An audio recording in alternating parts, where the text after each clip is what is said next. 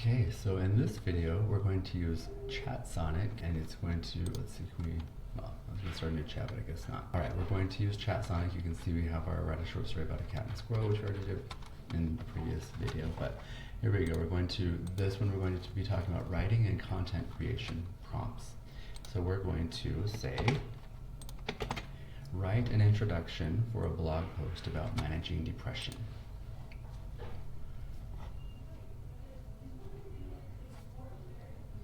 So here you go. This is just the introduction for that. It says, let's see. Okay, so this is actually, so it's not going to give us any secondary prompts like, would you like me to do more of this or anything, but so ChatSonic, it's a different type of chatbot. I like how it says ChatSonic can make mistakes, verify important information, which in this case would be really important because if you know anything about managing depression, if you don't know anything about managing depression, I'd want to fact check what this says, maybe against, well actually let's just do that really quickly. So let's just do this, Control C, we're going to Perplexity, it's really good about fact checking actually. So please fact check this article and provide reference citations for each sentence. Let me say sentence. It's not going to give us ones for each sentence, but we'll just plug it in right here so you can see. So there's our article. So this is our prompt, and then here's the article, blah, blah, blah. Down to here, answer the article with this. Here's the fact-checked versions with references.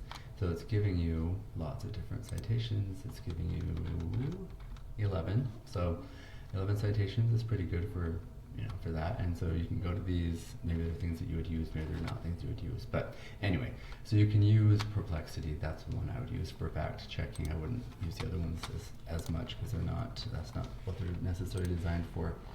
All right, so here we have our next prompt, which is not about depression, but create a product description for a t-shirt targeting affluent women aged 45 to 55 who have teenagers and are interested in skiing and other expensive hobbies. So this doesn't say what the t-shirt is, so maybe I should have specified that. Right now we'll just see what it says. Elevate your alpine experience to the quantum comfort ski base layer. So there you go. It's giving us a t-shirt. It gives us a nice little product description with key features. It's pretty nice, right? So it's trying to make us want to buy this product.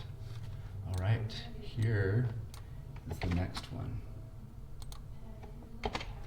Write a persuasive email promoting t-shirts for a dental office to inspire patient or customer loyalty.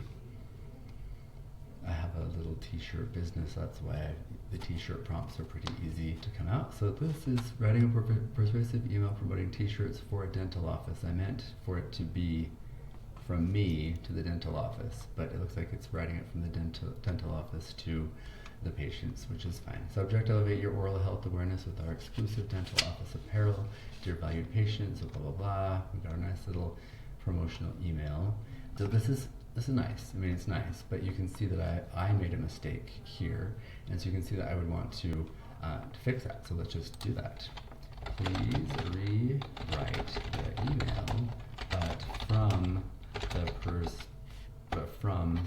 a t-shirt company trying to convince a dental office to start purchasing t-shirts for their patients. So for their patients. So that's just I'm asking it to rewrite. I'm not copying and pasting anything here. So we'll see what this is going to give us. So now it rewrote it. So if I made that mistake, you know that it's really easy to fix this. So I mean, you would actually, I think it'd be more important for you to think of these ideas. Why would a dental office be interested in this? So you can tell it, hey, these are the key features that you should be looking at. Because right now we're relying on it giving us what it's going to give us.